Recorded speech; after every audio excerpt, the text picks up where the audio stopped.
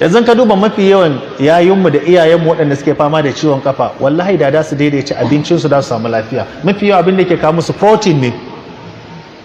Ta za a ce ka ci nama, ka ci kifi, ka sha madara, ka sha nono, ka ci biredi.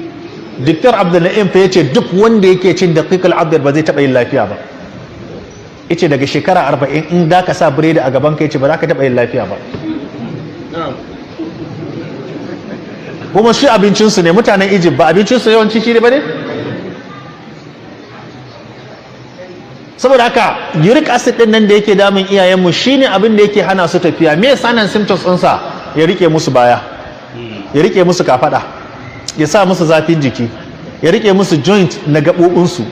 Duniya shaldan kafansu ya dinga zafi, ba sai su yi tsayuwan sallah na minti 15 ba. In suka tsuguna ba za su iya tashi ba sai sun dafa wani. In suka tashi da asuba da su je su yi alwala za su dinga tafiya kamar masu koyon tafiya. Wannan aka ce idan mutum ya samu ganyen mangoro guda 7 ya tafasa da ruwa lita 2 ya sha na sati 2 duk uric ɗin da yake jikinsa da izinin Allah sai ya sauka. Na samu mutumin da an auna uric ɗinsa 980 amma within a 5 days Allah ya saukar masa, amma sai da ya avoiding ɗin duk protein. Na farko duk anything sea, duk abin da ya fito daga cikin ruwa ba za ka ci ba. Ba za ka ci kifi ba, ba za ka ci crayfish ba, ba za ka ci kaguwa ba, ba za ka ci dodon koɗi ba.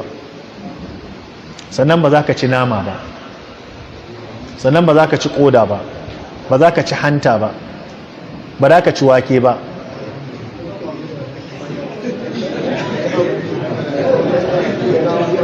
An gane?